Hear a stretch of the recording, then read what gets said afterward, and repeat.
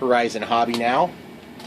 And we're basically in the process of getting our rudder wires through. So far, this whole build video has essentially been how to add the rudder, but it's also kind of a build video. So we're at the process now where we're basically ready to drop this little connector somewhere where it's going to fit, and so we got to do a dry fit.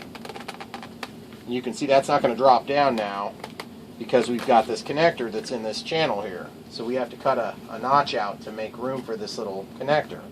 Now I'm going to encourage you, if you're copying me and you're following along, make your notch in the bottom or make your notch in the top. I really don't care which way you do it, but just make sure that you leave room to leave this here. If you have a failure on a servo, you can always just redo that one little spot. You don't have to rebuild and redo the whole mod. You just have to do the one little thing. So I think the better option would be to probably go ahead and make a little inset into the plane, because the plane body is a little bit stronger. So I'm just going to take and cut a 1/4 inch or so down, which would be what, like 3 or 4 millimeters. Just cutting a little teeny bit. Then I'm going to cut the length like this. And then I have to take and try to get a different cutting utensil for the next cut, which is going to be a little bit challenging given the angle I've got to cut at. I'm trying to think it might be easier to just try to do cross hatching and then just dig it out, which is probably what I'll do now.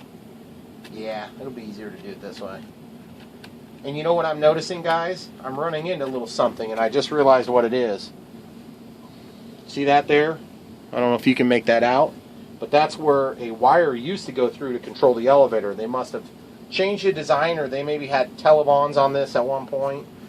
Well, I'm actually cutting into the plastic sleeve to receive that wire if you were doing that. Of course, this design is not calling for that anymore.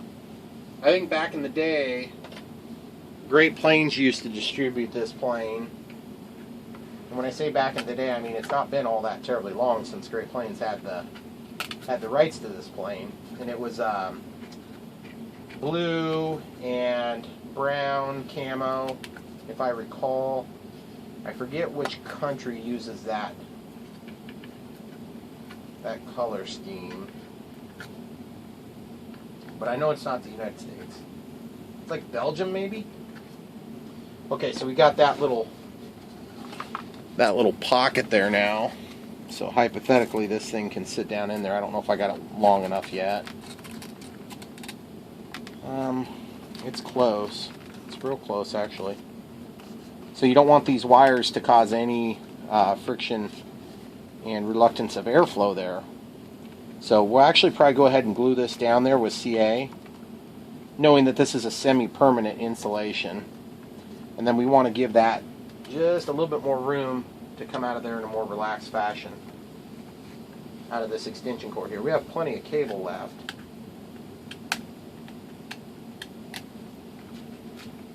Now normally I would say cut a groove in there, or cut a channel in there for that wire to follow down, but I just don't think we're going to have the ability to real super easily do that. I don't know, maybe we could try. That would get out of the airflow, because of course you want the airflow to be nice and smooth going through this plane. Since it's an EDF, efficiency matters on an EDF, guys. And I had really hoped to get a maiden flight today, but I think we are going to run out of time. In fact, I'm about 100% certain of it at this point in the day. Because I'm looking over at my window, I can see, and it is getting dark. So I don't think we're going to be able to get a maiden in tonight, which really stinks. So sorry guys, if you were hoping for that, I was too. In that case, you don't have to worry about the time I was all concerned about earlier. I had a sneaky suspicion this was going to happen anyway. These things always take longer than you think they're going to take. Okay, so I'm just doing a real light glue job on this. I don't want this thing to be real super challenging to get out. So I'm just using a little CA and kicker. Medium foam safe CA and kicker here. And I'm just holding it in position with the back of my X-Acto knife. Okay, so that's held in there nicely now with the CA. So we've got that in this pocket here. So I'm going to take and put just a little bit more glue on this side, just bridging down to the bottom. One more little kiss of kicker. I'm going to just push with the tip of the blade down, just to hold it while that glue sets up. Okay. So now, this other area of concern is this wire here. We want this wire not to get sucked in or cause vibration or anything like that, so we're just going to take and run just a little teeny bit of glue along the edge of the EDF fan housing, and just one little bit of kicker. Again, that would be very easily undone if you wanted it undone. Okay?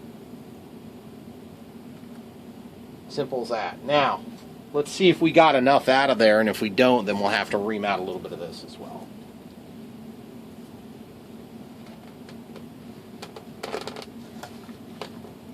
Feels like it's on there pretty good. Although we're lifted just a hair here. I'm not sure if we're hitting the wire or if we're hitting the housing. And I kind of want to know. You can usually see if there's a dent or something. I can see a little bit of a dent there. I think it might be here where the wires are coming out. So let's just see where that would approximately be. Yeah. I'm just going to take a little bit of material out there. Just like that. You definitely don't want to be fighting that. If this thing lifts up at all, you're going to lose your, whatever this thing is, canopy. Hatch access. See, we're still not quite all the way seated down there. It's very critical to get that all the way there. Hey, while we're at it, I think we were running out of memory when we last looked at this piece. So let's get that untaped. And then what we'll do is we'll stick that up front. See how that wire just hooks in there? See? And it comes out. It works real nice.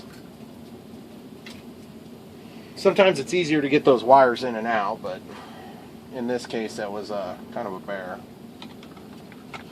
So we can stick this rudder wire through. And you notice it's a different color from the other two, which is kind of handy. Should be nice and easy to distinguish between the two or three. When we put this wing on, then that wire is going to be going through the channel neatly. So we don't have to worry about searching for a method to get it through. It's hard enough as it was. Okay, so I'm just pushing down on this, and it almost feels like maybe we got a little bit of hesitation in the middle there. And I think it's just, maybe the hesitation's right here. Yep, you can see a little mark in that. You guys see that? I don't know if you can see that in a video, but I'm going to just take and cut.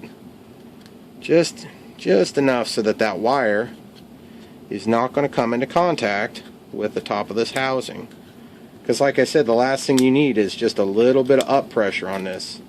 Believe me, if you're going 90 or 100 or whatever this thing claims to go, you don't want that little thing being pushed up. It will cause you a problem. Namely, the thing is going to come off. Okay, watch. That feels a little bit better, but we still got some reluctance back here. We're not quite even hitting the magnet. That could be a variety of factors causing that, so I just got to figure out what it is. Maybe I didn't cut enough. So I'm just looking where it might be touching. Oh, you know what? I wonder if it's just hitting the wire itself. Yep, it's just hitting the wire itself, and I can tell now because I've got these grooves here. So what I'm going to do on this is a little bit different than the other two. I use a knife to cut it. This time I'm going to actually heat up an element, and I'm going to use the element to melt. And the heating element I'm going to choose is a little 20,000 shim.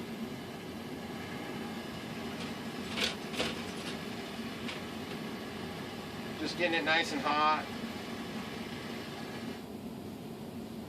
So I got this thing nice and hot here, guys, and you can see where those wires are going. Good way to set off a fire alarm. if you're really wanting to do that. Stinks real good too. Okay, so now that that's done, let's test again.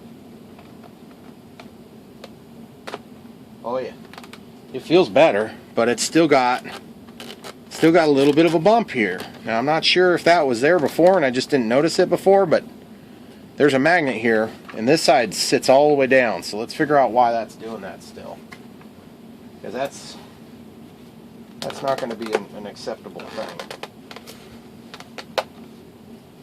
What more could we be hitting here?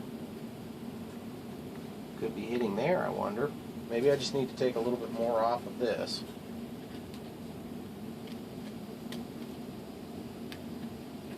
So I'll just go a little bit deeper cut there. Take that out. And then that wire, we shouldn't need any more for that. I don't think we're going to have an issue there. And then that portion, I might take a small screwdriver.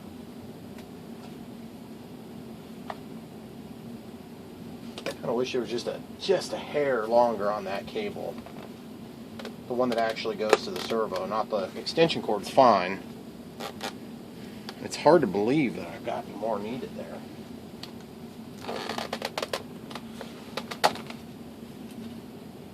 Okay, so could be something else too. Yeah, I think we're just barely hitting the top of that connector there, so you can see we got a little mark on there. So we'll just come in here at a slight angle and we'll just take off just a little teeny bit. Doesn't need to be a lot. Okay, just like that. We'll just take that out. We'll see if it sits down now. Oh yeah, see? That's tight now. Now it's not tight up here, but the magnet's touching. So that's how you can really tell it's good. Okay, great. So, what's next? We got to do an XT60 on this thing at some point, so I think now is a better time than ever.